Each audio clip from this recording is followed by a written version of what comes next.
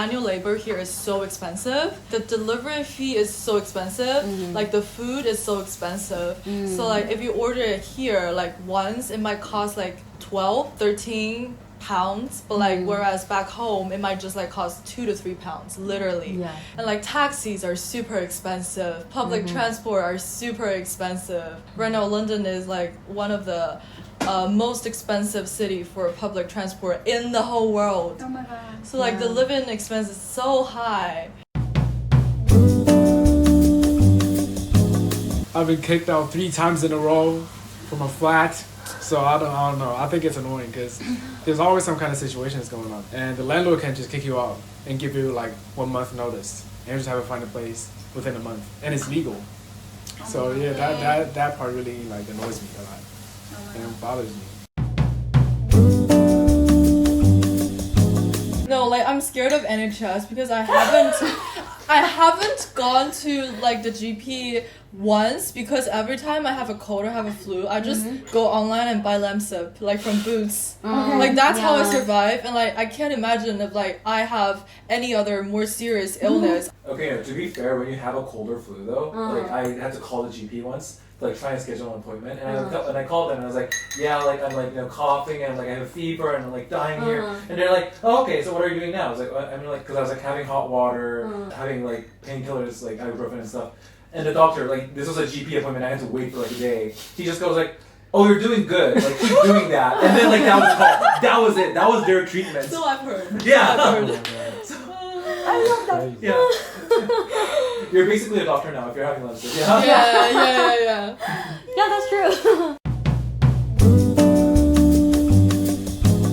Did I tell you about the blood test? No, what happened? Did I? No? The blood test? No. Okay. So. Was that the whole story about like how NHS has done you wrong? Well, this is only part of the story. That story is like 5 parts long. Yes. This is really like something I can't understand. The blood test in China, if you go to the hospital, whatever hospital or a clinic, you can get it done within an hour. Yeah. And even you have the result of the blood test. Same day? Yeah.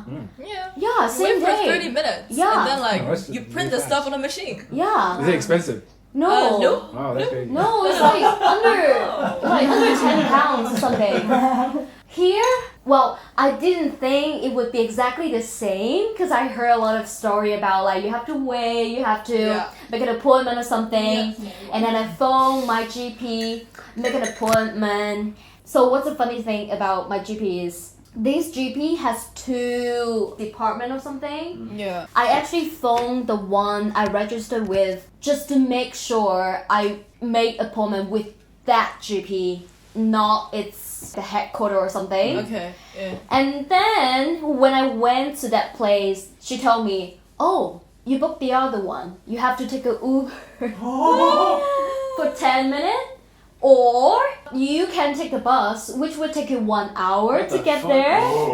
And I went there, and then I went into the room, and the doctor just test my blood pressure, test my height, my temperature, and then send me 2 paper and let me go. What? I was like, okay, so where I should do my blood test, because usually it would be done in the clinic or something. Yeah. And when I went to the reception, the lady told me, oh, you have to go online and then book the blood test. If you go to these blood centers, you can do the blood test there. I spent 10 pounds for Uber ride just to get my height and weight and blood pressure done. And I got 2 pieces of paper, which is like the appointment Proof that you have been here. You have ordered a blood test, but you okay. haven't actually like have this appointment of blood test. So you have to do the thing online twice in order to get a blood test. At first, you have to like order the GP thing. Yeah. And then like you have to go there in person. Yes. And then you you have to go online again. And, like, Yes. Then book again. Yes. Center. Yeah. I asked when like probably it would be. She said May. I thought I hear something wrong, you know? because like May? What May? And she said April, May, that May. I was like, this is March. Like, this is at the end of March. Yeah. Yeah, you're kidding me. How come it takes like 1 month to get an appointment done? Jesus. Yeah, and after that, I could not afford another Uber ride. So I took 45-minute bus home. And I got nothing done that day. Oh, that's crazy. So I didn't get my prescription at that time. So did you manage to get what you want from NHS, like the medication? No. Yes. But I feel like that's a whole. It's like the whole story. I can keep talking about it for the whole night. Like I said, I always walked in because I do not trust people on the phone. Because they always tell you, oh, you're doing great, or please go online, and then hang up the phone. They just want to hang out. Yeah. They're just waiting to hang out. Right. So I know people who behave like that, so I always walk in. Yeah, I'm almost a very face-to-face kind of person. Yes. Like- But it didn't work. It didn't work either. I just don't know like how I can get my things done efficiently and no way. effectively. Yeah, the NHS, like I haven't had to use it that much, but I also found it really frustrating. I remember there was once this blood test, same, because I had my GP at Forest Practice, very close to Debden. And then I remember I also had some blood tests, and they sent me to this clinic in Queen Mary something. It was so far. Same, it's like, it's a blood test. How do you need this specialized clinic, like full equipped clinic, for one drawn of blood? Yeah. That even if you tell me how to do it, I would do it for you. And I would give it to you. You know, like, I have amazing veins. You don't have to struggle. Look at that. Look, like my veins are like a nurse's wet dream. Look at that. Like, they're amazing. You nurses will love you. Yes. So, like, don't be that dumb. Yeah. If you don't compare, you don't get hurt. This is a bit weird, but sometimes I want to carry eggs, you know, and throw them. Because because you're like, I'm not hurting anyone, but you deserve something thrown at you. Hurt you. Yeah. But sometimes I'm like, if I had my eggs with me, like to cars, to people walking, to people to say something to you, like everywhere, eggs. Yeah, somebody had to do that at some point. Right? I Yeah. I tried to be neutral. Yeah, I tried to be neutral, and I was neutral. Until. Until Dun, dun, dun, dun. Yeah. I feel like a villain origin story. I love it. Until I went back to China last June, and I just suddenly feel that. 没有对比就没有伤害嘛。 Yeah, if you take one aspect that you're trying to look into, and you just suddenly feel the contrast between these two countries. Yeah. Like, if you don't compare, you don't get hurt. Yes. Like, once you compare, If you're blind, Yes, I mean, just Stockholm syndrome. You know? You're like kidnapped, and you're like, hey, whatever. Life. And then you see a little bit of like another world, and you're like, whoa, I'm fucked over there. yeah. Is social life. Oh And people. I feel like cities, and sure, you can carry your own energy, and of course you have a personality or whatever, but I do feel that cities have an energy that everyone jumps into, even if that's not your culture. Like in London has this rush, this closeness, this. Also, I come from a culture that is very, I don't know. I would say very upfront, but I think I'm the upfront one. Maybe my culture is not that upfront, but I think at least it's very kind. I think we're very warm. We're very like, hey, how are you? Every interaction is usually nice. Like people are just kind of trying to be kind to you. It doesn't cost that much as I feel it does here. So, and I know I don't hate everything that is foreign, because, for example, whenever I go to Berlin, and it's a place that I love, and immediately I was like, I kind of like this vibe. And whenever I would explore it more and meet people and like make friends, and I would feel like, I love them, because I feel they're super like direct. So you never have to second guess what is the interaction that you're having. But I feel in London, like they never say what they mean. And I feel like there's like this like 3 conversations that you're having, which one is the explicit one, the word one, but I think there's others like little darts that you're like, why is this so unnecessary. Like I feel it's a very passive aggressive place. I cannot be bothered. Then my culture is very pleasure driven. Or very community driven, and I feel like here meeting up with your friends is this luxury.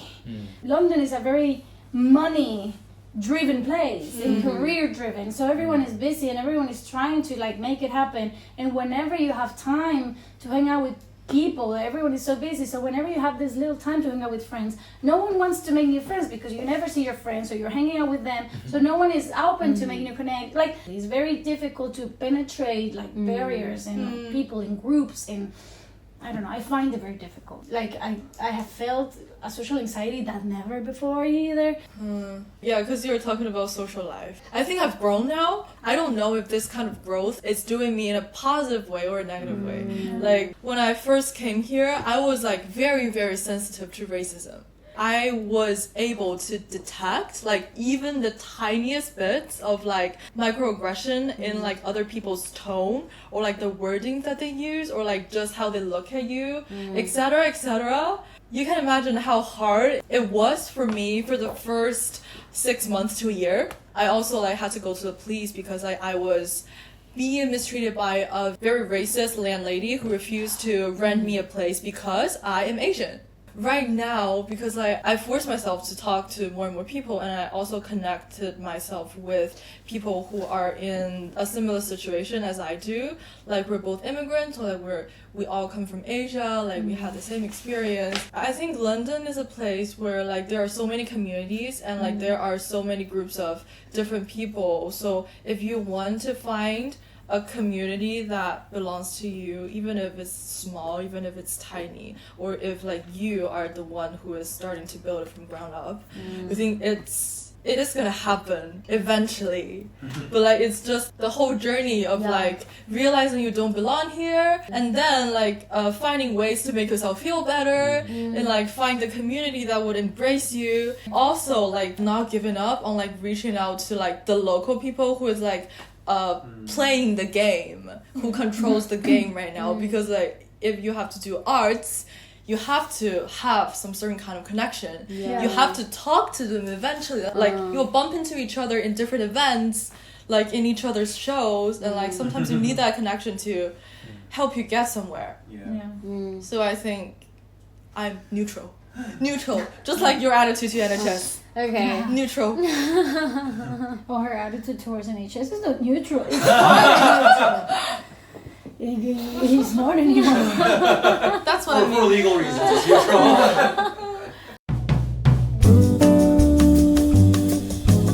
Is there any part that you like about London? Silence. Crickets. I would say weather. Surprise. No. What? No way. Because like in Shanghai, the summers are really hot. They are. It's up to like 40 degrees. I was And just like talking the about winter is really cold. But like London is like, I know it's rainy and rainy days suck, but like the overall temperature is like in the middle. Yeah. It's like not too hot, not too cold. Well, I come from the equatorial line. So, no, I don't agree with that point at all. What I like about London is during summer it has these long daylights and Yeah, yeah, the yeah. sunset time. At It's 10 like 9:30. p.m. At 10 p.m. and the sun is setting, and you're like, what is this? Yeah, that part is really amazing. Yeah, but the winter is the opposite. Yeah. 4 p.m. Yeah, 4 p.m. is dark. p.m. is like- It's depressing. Yeah, I mean, I would just choose to forget that in winter. yeah. I would have to trust my instinct. Like, I don't feel London is my place. So like, what is the instinct that makes you feel like somewhere is your place? Well, that's a really good question, and I Just actually, instinct. I don't think it's about the place itself. It's about my status. If I feel secure at this moment, this can be my place. But if I don't feel satisfied in all aspects of my life, how can it be my place? last year feels shitty, but this year feels more like our year. We start to do things here and start to create our own projects here. Maybe that's another reason, because both of us are starting to build our own project here, like really creative project. Yeah. I think that's a big point. Because last year is basically just like, what the hell am I here? What the hell am I here? Yeah. Okay, I just got inspired. When I say my status, probably is like settling down and start to do my own thing. Yeah. I don't think experiencing major changes in life very frequently would help you. I just moved here like 2 years ago, not even 2 years ago, like 1 year and a half ago. I experienced like the long student life and getting a master's degree, and then I graduated, and then I started to find a job. Like all those major changes wouldn't help me to settle down. Yeah. And that would just change my feeling towards this place. Yeah. I do think so. Always like you are getting through like a new stage of your life, new Yeah. stage of your life, new stage of your life. And it's alongside with like the uncertainty of the city itself. Yeah. And moving from place to place, doing different things. At least the first half year is about like getting to know this country, getting to know the life. Yeah. And then half year later, you need to experiencing like graduation. Yeah, 1 year is too short for like actually getting a life. But now you're at the like the turning point to actually living in the city. That's just it's not easy. That's too much. Feeling that way is it like not easy anywhere? Yeah. I would say it would be easier if we are back home. Yes, that's what I want to say. We already got like 20-something years of connection, of Yeah. people, family, Yeah, that one, friends, and it's just cheaper. Yeah. And the rent you're paying here, Mm-hmm. you can just easily get. I used to think that rent in Shanghai is crazy, but after renting house here, I was like, Shanghai, the rent is there. It's just like, Yeah. let alone Guangzhou, it's so affordable. Yes, right. I only pay £100 What? each month. In Guangzhou? Yeah. Yes, that's doable. Let's all move there. And the food, the quality of the food, Yeah. better, way better, and Yeah. it's so cheap. It's like £1 for like whole Whole meal. That's doable. Yeah. It's heavy. Because you told me you want to say, right? Yeah, I know. Yeah. I know exactly what you're talking about, the visa and the creative thing. It's like doing a shitty job. I don't know. Yeah. I only been here for like a year or something, so I think I still got some hope, maybe. I don't think I'll stay here for my whole life. For like a few years, yeah. My whole life, probably not. But Valerie is staying, right? Yeah, I'm definitely staying. It's because I want to do arts and I want to do theater directing, right? And like Shanghai is like, it's funny because it's the most advanced place in China in terms of theater industry. Yeah. But even that is shit. Like the whole work culture, like from what I have experienced, like they don't treat human as human. They're so commercialized. Most of the time they don't value artistic creativity. They don't have a standardized system of how we rehearse, like how actors' rights and like other creatives' rights are protected. It's like very muddled, and like there are so many people who don't know a thing about theater. Like they're just middle-aged men, or like they have money, so like they go into the game and like they think they can control everything and have a say in everything. I absolutely hate that. And like there's no ground for like original work there. Like we just import shows from elsewhere and like do the stuff that has been a hit before. Yeah, so that's the situation. And I think it's also because like I don't know if I started out my life in UK, if I started out in London, like from the very first year, I think that might be a different story. But I started out in Debden, which is technically not London, so I don't think I know London. The end of the world. Yeah, exactly. That's where Debden is. Exactly. Like, yeah. I think like most of my dread, like for the past 1.5 years, comes from like having to commute for 1.5 hours from London to Debden. And I just like want to see how life will be like if I ever do live in London, which is gonna happen later this year. The industry here is good. It's gigantic. It Yeah, is. it's like it's Yeah. very vibrant. I'm not saying like you can make this amount of money or like you can use this amount of money to pay rent or No. whatever. I wish. I tell you, See no. where it could get me, and like Yeah. I can make other decisions. Like Mm. if I get there and Totally. I say I don't like it, then Yeah. Yeah. Yeah.